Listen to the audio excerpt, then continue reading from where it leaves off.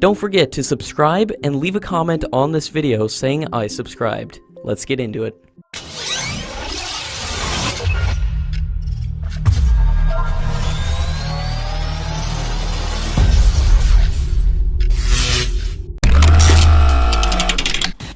According to latest reports, the Defense Acquisition Council chaired by the Defense Minister has approved the procurement of 9,100 crore rupees worth of equipment for the Defense Forces with the goal of indigenization and self-reliance.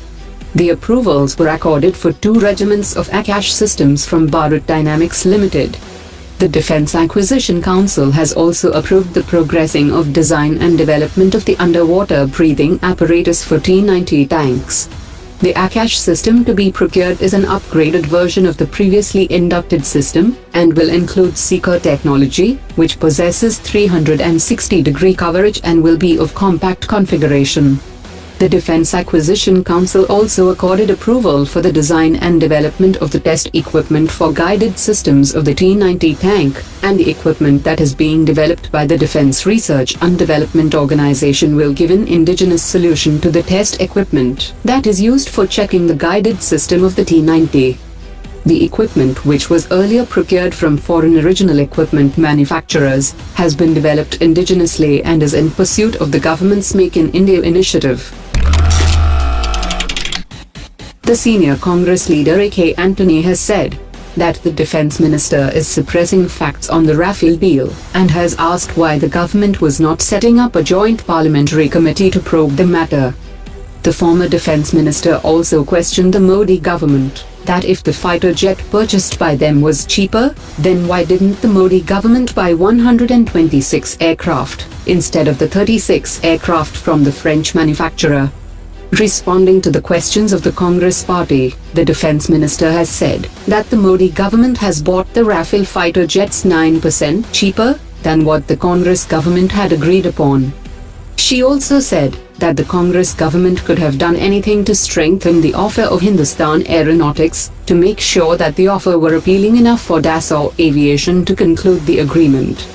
The negotiations for procurement of 126 Rafale jets under the Congress government fell through, as Hindustan Aeronautics did not have the required capability to produce the jets in collaboration with French company Dassault Aviation.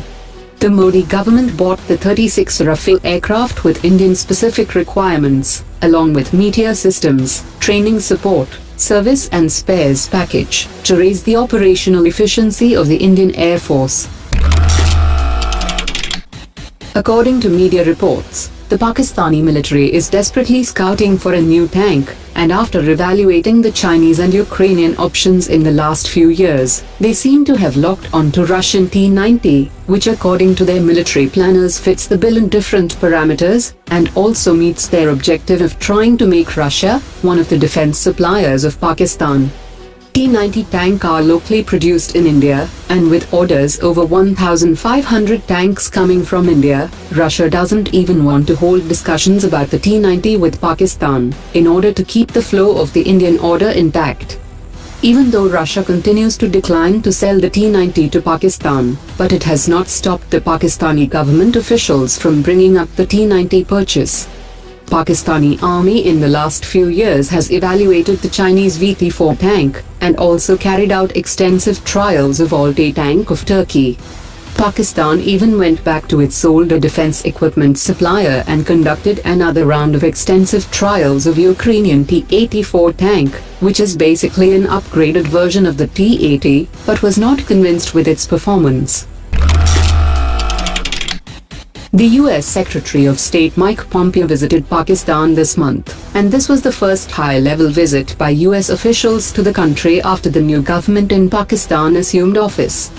However, this visit failed to restore normalcy in bilateral relations, as the new Pakistani government was applying for a financial bailout package from the International Monetary Fund, and Mike Pompeo opposed the proposed bailout package, on the grounds that Pakistan would use the funds to repay the Chinese loans. This visit will reinforce the assertion in Pakistan that complete strategic reliance on China is inevitable for the national interests of Pakistan.